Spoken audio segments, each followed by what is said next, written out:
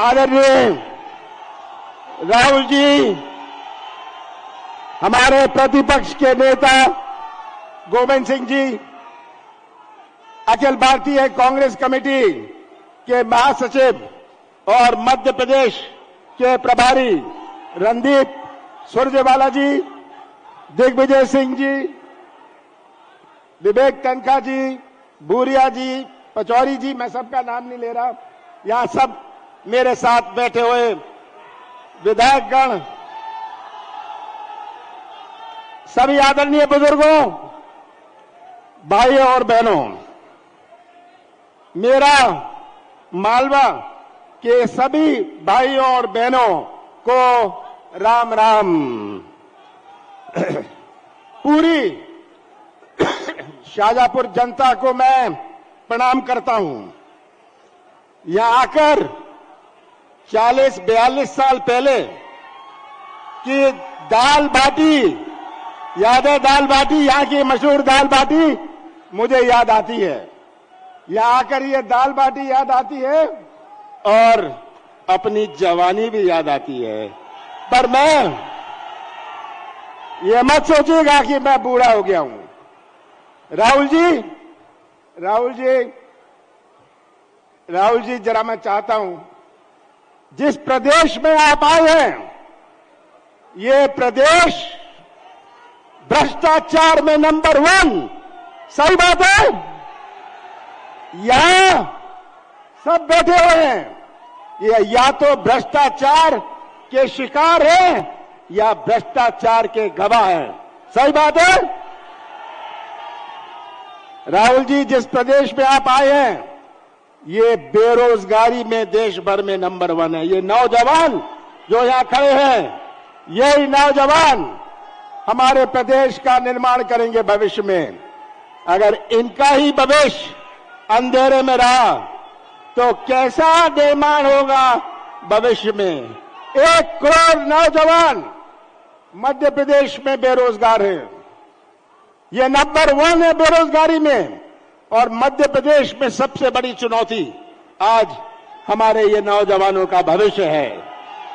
राहुल जी, जिस प्रदेश में आप आए हैं, नंबर 1 महिलाओं पर अत्याचार, नंबर 1 आदिवासियों पर अत्याचार, और ये तो अब चौपट प्रदेश बन गया है।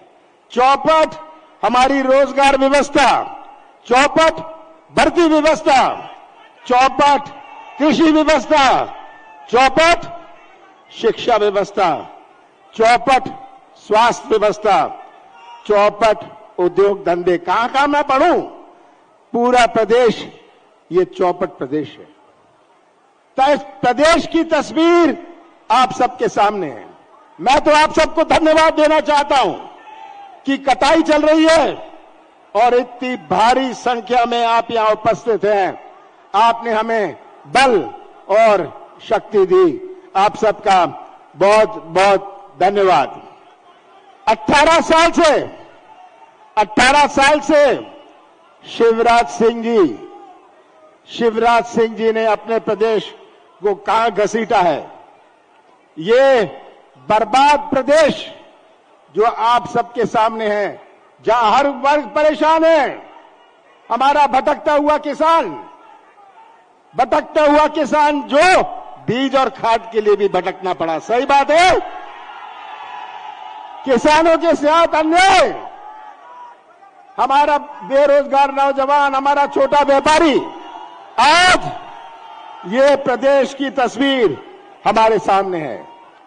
और अब तो शिवराज सिंह जी की घोषणाएं, शिवराज सिंह की घोषणा मशीन डबल स्पीड पर चल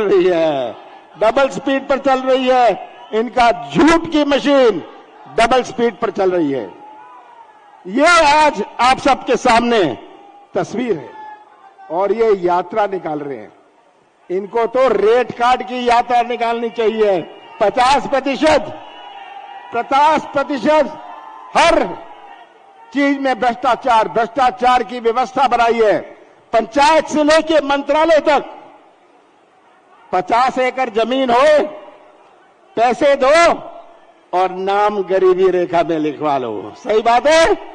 ये आज हालात है अपने प्रदेश के। तो मैं ज्यादा नहीं कहना चाहता, ये सब बातें आप सबके सामने हैं। मैं इतना ही कहना चाहता हूं, भारतीय जनता पार्टी का समय आ गया है। मध्य प्रदेश के मतदाताओं ने तय कर लिया है कि शिवराज सिंह जी को बड़े प्यार से रवाना करेंगे। समय आ गया है, इनके पास बचा क्या है?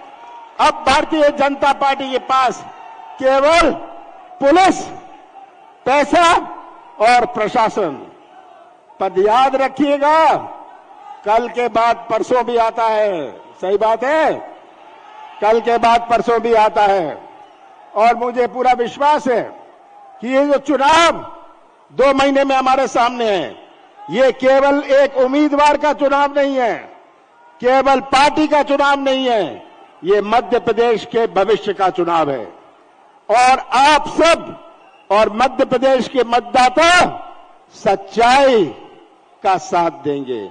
मध्य प्रदेश की तस्वीर अपने सामने रख लीजिए, सच्चाई का साथ दीजिए और मध्य प्रदेश का भविष्य सुरक्षित रखिए। ये हमारे सामने चुनौती है और मुझे इसका पूरा विश्वास है कि हमने जो 15 साल सरकार चलाई, आप गवाह हैं जो हमारी सरकार चली। हमने अपनी नीति और नीयत का परिचय दिया।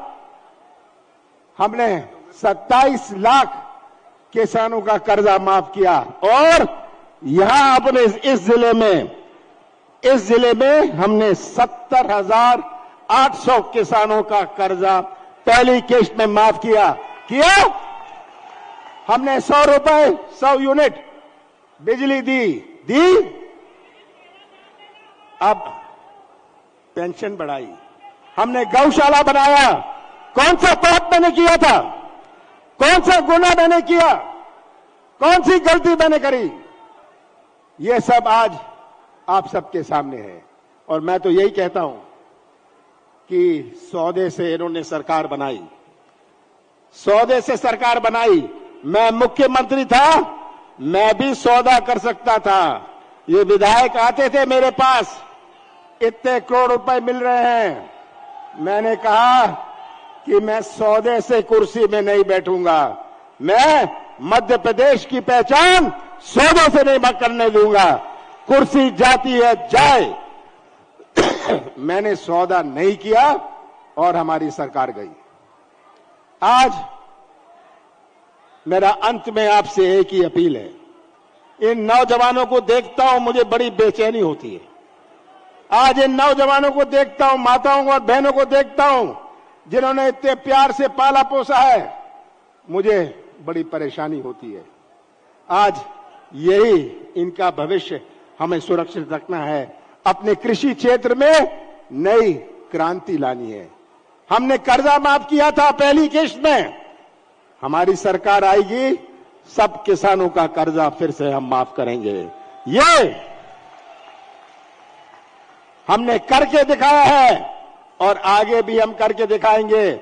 5 हॉर्स पावर की बिजली मुफ्त में देंगे, आपको 12 घंटे बिजली मिलेगी, ताकि हमारा कृषि क्षेत्र मजबूत होए।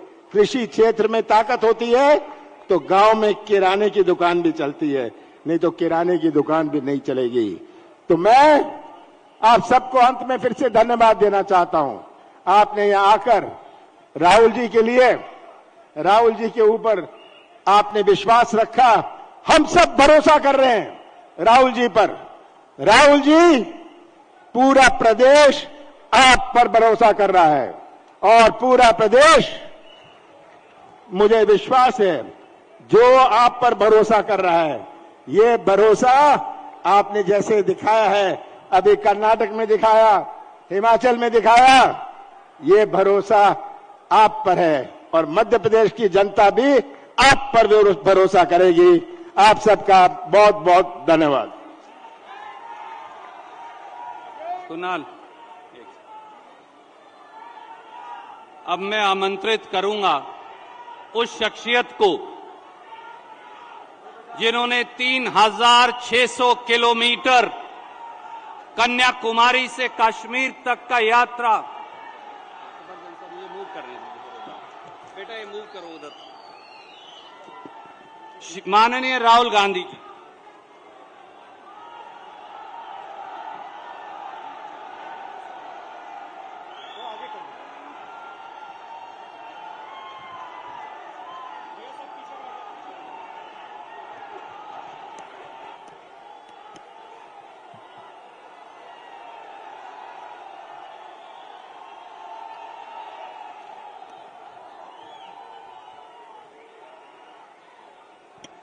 रणदीप सुरजेवाला जी,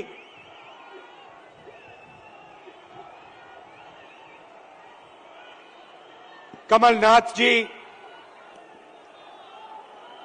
गोविंद सिंह जी, दिग्विजय सिंह जी,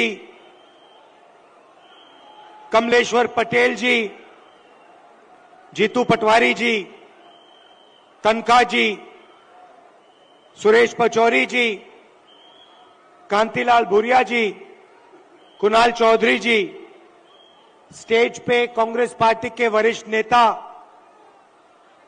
हमारे प्यारे कार्यकर्ता, भाइयों और बहनों, मध्य प्रदेश के युवाओं, प्रेस के हमारे मित्रों, आप सबका यहां बहुत बहुत स्वागत। आप दूर दूर से आए हैं, इसके लिए दिल से बहुत बहुत धन्यवाद।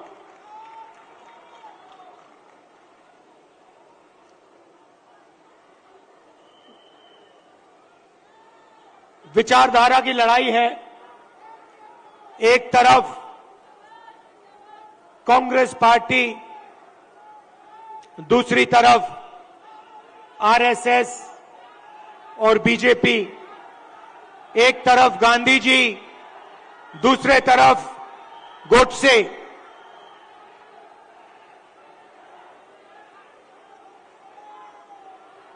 ये भैया इनको दिखाई नहीं दे रहा है।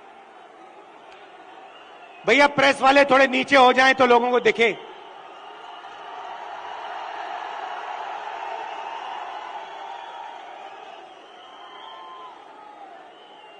बात सही है, क्योंकि प्रेस वाले हमारी मीटिंग तो दिखाएंगे ही नहीं।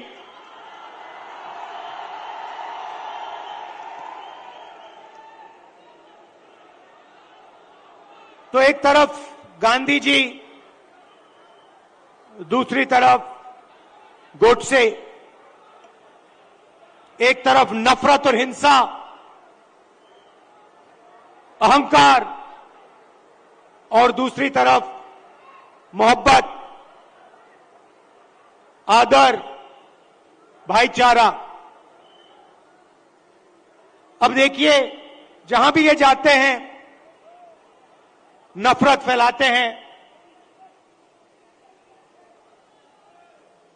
गुस्सा पैदा करते हैं। अब हुआ क्या?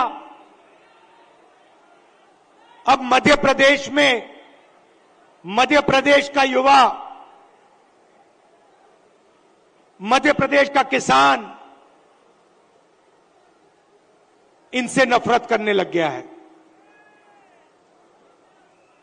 जो उन्होंने जनता के साथ किया, अब जनता उनके साथ कर रही है। और इसीलिए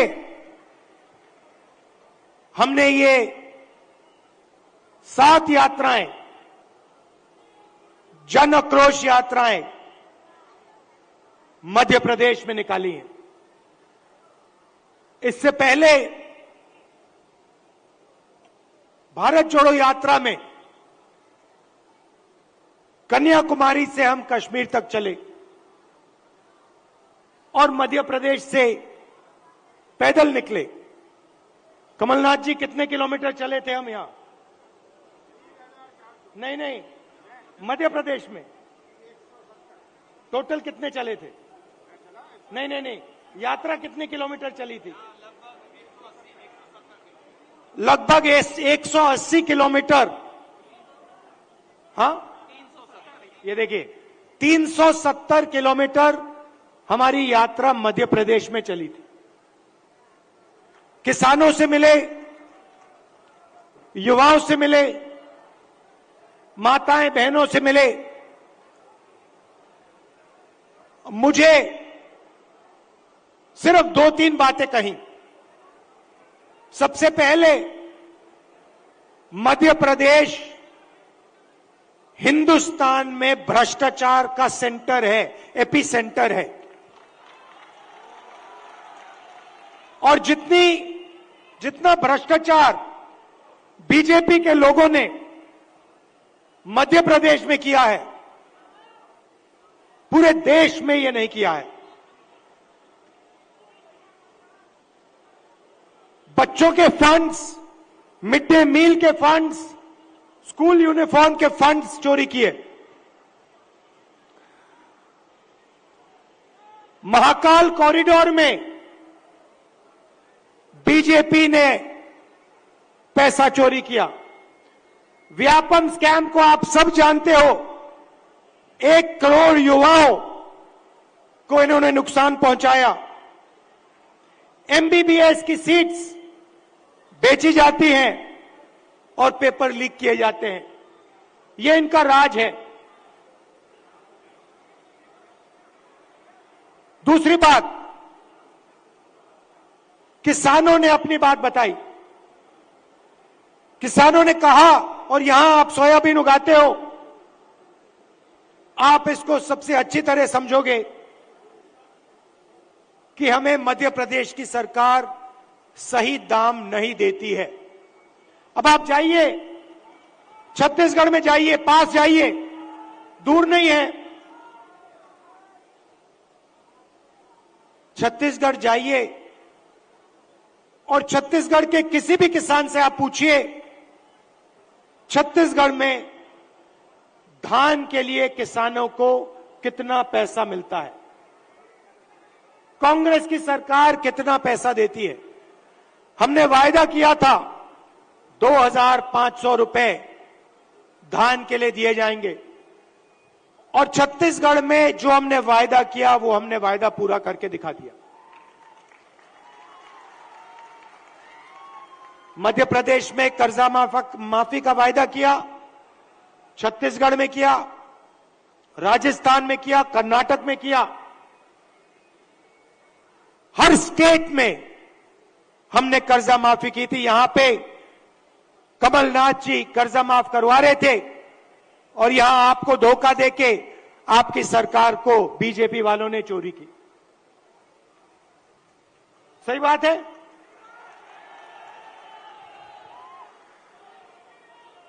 भाई और बहनों, 18,000 किसानों ने यहां पे पिछले 18 साल आत्महत्या की है। 3 किसान हर रोज मध्य प्रदेश में मरते हैं। ये इनकी सरकार है। क्यों? क्योंकि ये चुने हुए लोगों के लिए काम करते हैं।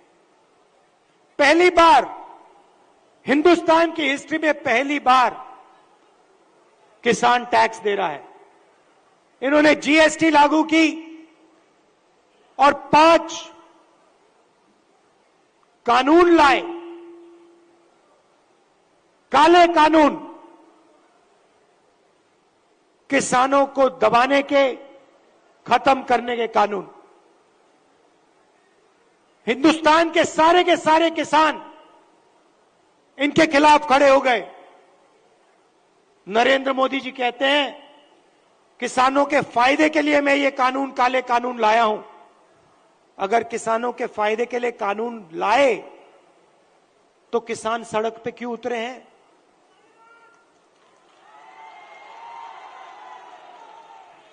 नरेंद्र मोदी जी कहना चाहते थे कि किसानों को कोई समझ नहीं है, किसान अपने हित को नहीं जानते। नरेंद्र मोदी कहना चाहते थे कि हिंदुस्तान के 2-3 अरबपति अदानी जी किसान को फायदा पहुंचाने के लिए काम करते हैं। भाइयों और बहनों, आप कर्नाटक जाइए, राजस्थान जाइए, छत्तीसगढ़ जाइए, हिमाचल जाइए, हमारी सरकारें गरीबों के लिए, कमजोर लोगों के लिए काम करती हैं। कर्नाटक में हमने 5 गारंटी दी, गरीबों के लिए, महिलाओं के लिए, किसानों के लिए। आप जाइए, कर्नाटक में जाइए, कर्नाटक की महिलाएं बस में जाने के लिए 1 रुपया नहीं देती हैं, मुफ्त में घूमती हैं। कहीं भी जाना हो कर्नाटक में, कहीं कर्नाटक की महिलाएं फ्री में जाती हैं। हर महीने उनके बैंक अकाउंट में सीधा पैसा आता है, सरकार पैसा देती है। छत्तीसगढ़ में जाइए, किसानों का कर्जा माफ किया, किसानों को सही दाम दिलवाते हैं। राजस्थान में जाइए, स्वास्थ्य के बारे में पूछिए, मुफ्त में वहां पे दवाई मिलती है। 15 लाख रुपए का वहां पे फ्री में इलाज होता है। हार्ट सर्जरी करवानी हो, बड़ी से बड़ी सर्जरी करवानी हो, राजस्थान में जाइए, पता लगाइए, राजस्थान की जनता को वहां पे फ्री में सर्जरी मिलती है। सरकार जनता के लिए चलनी चाहिए, सरकार किसी संगठन के लिए या 1-2 बड़े उद्योगपतियों के लिए नहीं चलनी चाहिए। और ऐसी ही सरकार हम यहां मध्य प्रदेश में चलाना चाहते हैं। और कमलनाथ जी का काम आपने देखा है, काम करना जानते हैं, और जो उन्होंने काम शुरू किया था वो काम वो मध्य प्रदेश में पूरा करने जा रहे हैं। मैं आपसे आखिरी बात कहना चाहता हूं। पार्लियामेंट में मैंने अदानी जी की बात उठाई, भाषण दिया। जैसे ही मैंने अपना पार्लियामेंट में अदानी जी का भाषण दिया, वैसे ही बीजेपी ने मेरी लोकसभा की जो सदस्यता है उसे रद्द कर दी, खत्म कर दी। आप सोचिए, अदानी जी की रक्षा करने के लिए एकदम मेरी लोकसभा की जो सदस्यता थी उसको कैंसिल कर दिया। मुझे कोई फर्क नहीं पड़ता, करिए जितना करना है, मैं सच्चाई बोलता हूं। और देश के सामने एक सच्चाई अदानी जी हैं। पोर्ट्स देख लीजिए, एयरपोर्ट्स देख लीजिए, इंफ्रास्ट्रक्चर देख लीजिए, धान के साइलोज देख लीजिए, हर जगह आपको अदानी जी दिखाई देंगे। अदानी जी किसानों के जेब में से हर रोज जेब में से आपका पैसा लिया जाता है।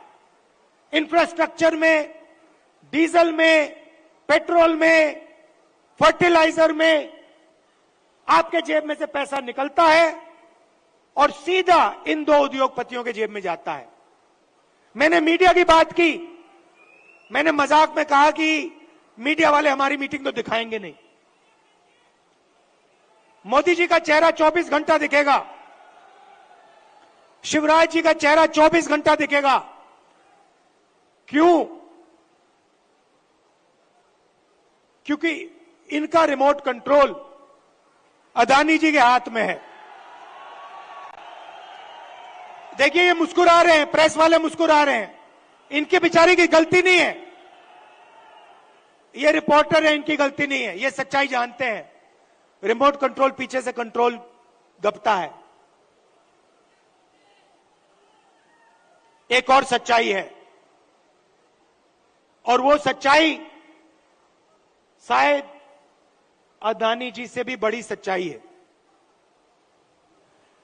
कुछ दिन पहले बीजेपी ने महिला आरक्षण की बात की। महिला आरक्षण में हमने एक सवाल उठाया, कांग्रेस पार्टी ने उठाया, बीजेपी ने कोई जवाब नहीं दिया। हमने दो चीजें कही।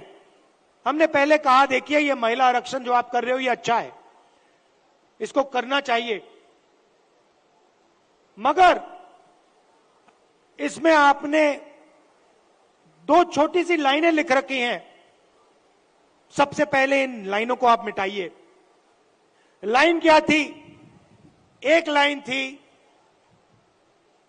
कि महिला आरक्षण से पहले सर्वे करने की जरूरत है, और दूसरी लाइन, महिला आरक्षण करने से पहले हमें जो डीनोटिफिकेशन होता है उसको करना है। इससे क्या होगा? इससे महिला आरक्षण 10 साल बाद होगा, आज नहीं होगा।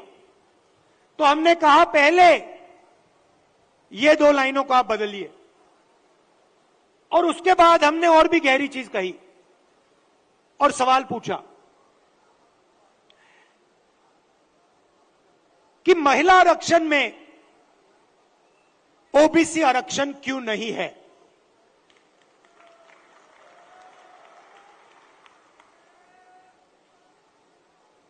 ओबीसी आरक्षण महिला आरक्षण में आपने क्यों नहीं दिया? नरेंद्र मोदी जी, आप कहते हैं कि आप ओबीसी के लिए काम करते हैं, आप ओबीसी के नेता हैं, तो आपने महिला आरक्षण के अंदर के बीच में ओबीसी आरक्षण क्यों नहीं किया? अब भाषण से पहले मैंने आंकड़े देखे और मैं हैरान हो गया। भाइयों और बहनों, नरेंद्र मोदी कहते हैं कि बीजेपी में ओबीसी के एमएलए और एमपी हैं। सबसे पहले कांग्रेस के तीन चीफ मिनिस्टर ओबीसी हैं, ये याद रखिए आप। हमारी 4 सरकारें हैं, 3 हमारे ओबीसी चीफ मिनिस्टर हैं। दूसरी बात, आप पार्लियामेंट में, विधानसभा में चले जाइए और बीजेपी के किसी भी एमएलए से पूछ लीजिए, एमपी से पूछ लीजिए, आपसे कुछ पूछा जाता है क्या? जब कानून बनाए जाते हैं आपसे कुछ पूछा जाता है? आपको कहेंगे भैया हमारे से कुछ कोई नहीं पूछता।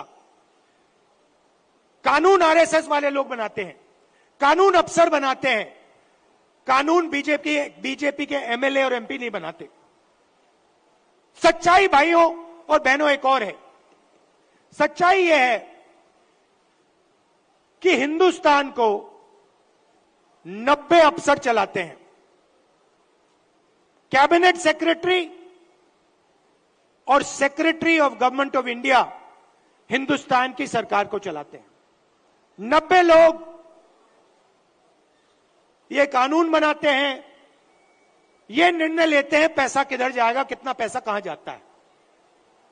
अब मैं आपसे सवाल पूछना चाहता हूं, बीजेपी के 10 साल से सरकार है, 90 अफसर सेक्रेटरी हिंदुस्तान को चलाते हैं।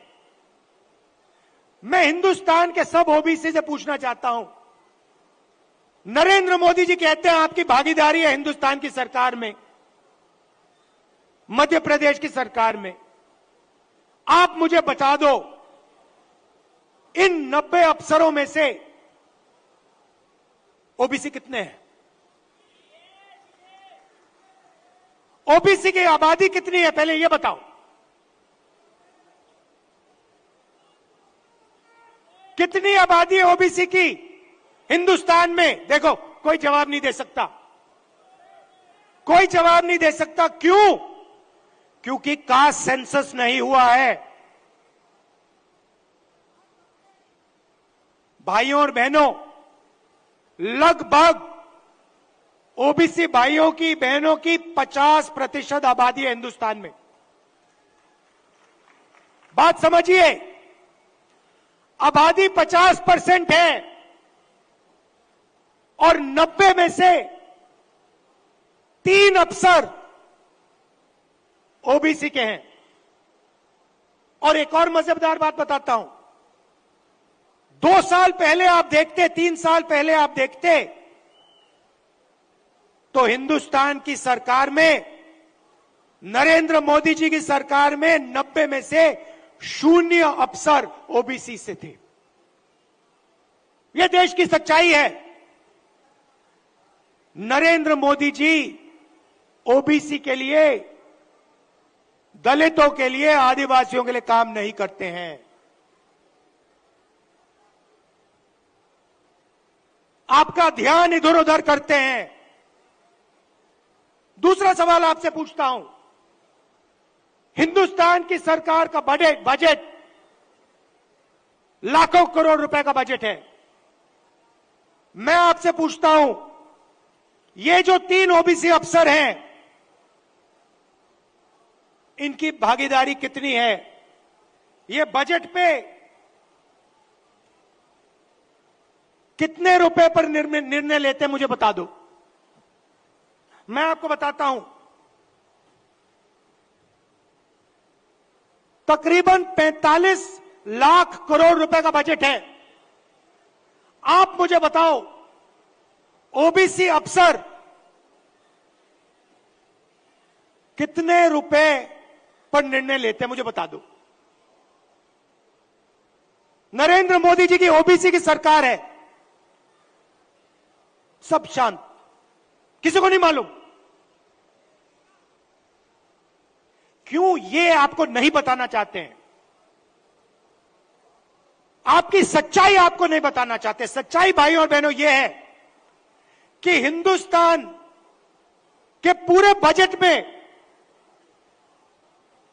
5% की भागीदारी ओबीसी के अफसरों के हाथ में है।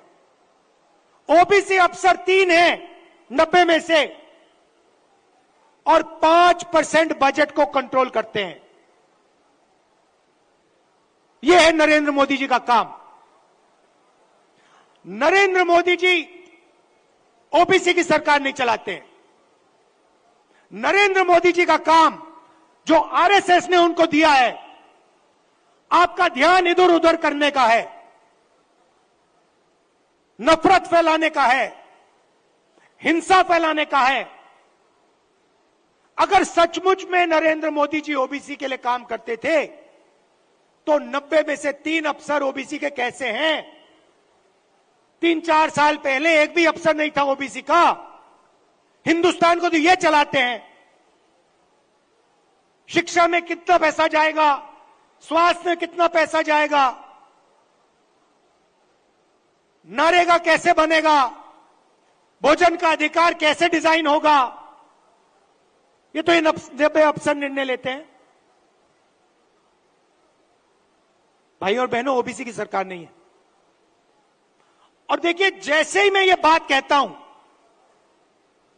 आप नोट करना, आज मैंने यहां खुले में यह बात बोली है, ये सारे के सारे टीवी कैमरा बंद हो जाएंगे।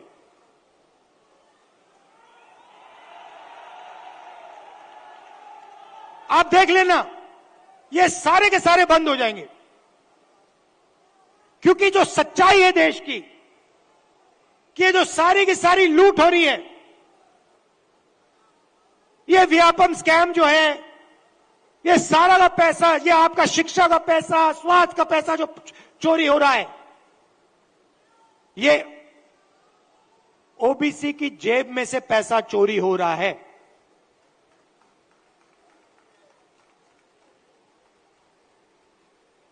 ये मैं आपसे कहना चाहता था, इसको आप मत भूलिए। सबसे जरूरी चीज, जैसे कमलनाथ जी को चोट लगी, आपको चोट लगी, सुना है, लगी ना? कमलनाथ जी यात्रा में निकले, रथ पे, रथ के कोने पे खड़े थे, बहुत भारी भीड़ थी, धक्का लगा, घुटने पे चोट लगी। कमलनाथ जी जैसे ही आप अस्पताल गए, पहला काम क्या हुआ?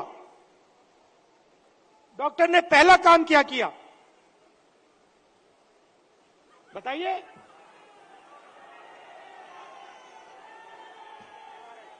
पहला काम डॉक्टर ने एक्सरे लिया, एमआरआई लिया। उसके बाद डॉक्टर ने कहा हां, घुटने में यह प्रॉब्लम है।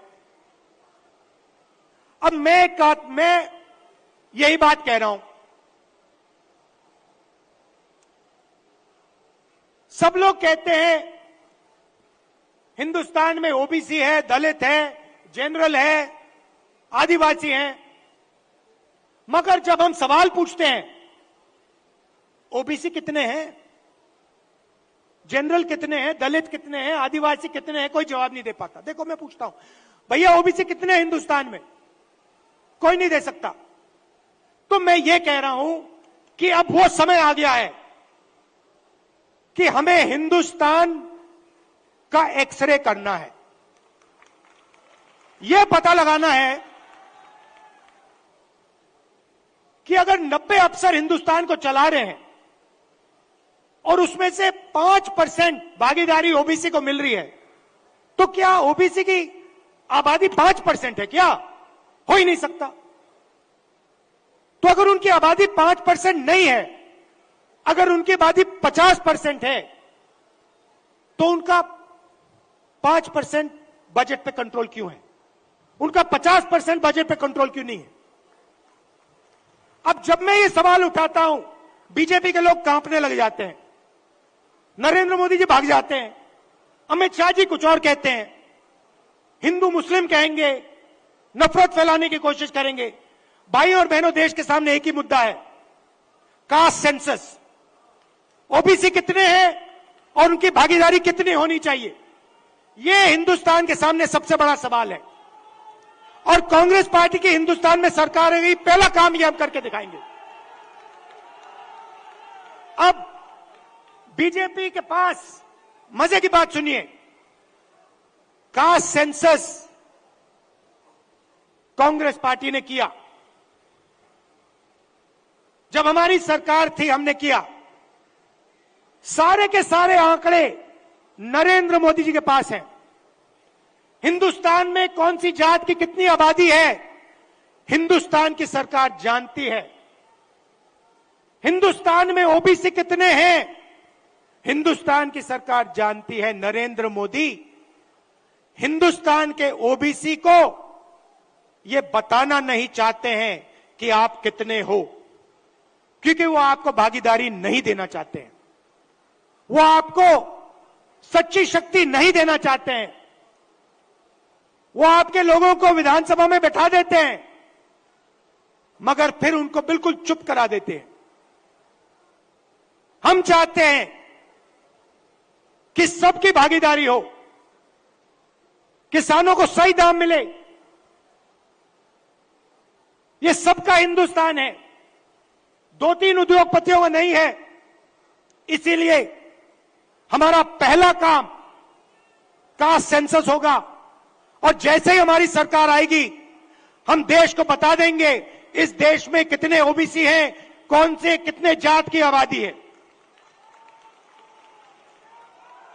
ये अगर हमें सचमुच में हिंदुस्तान की जनता को शक्ति देनी है, तो जैसे कमलनाथ जी का एक्सरे हुआ था, एमआरआई हुई थी, वैसे ही हम हिंदुस्तान का एमआरआई, हिंदुस्तान का एक्सरे करा के देंगे।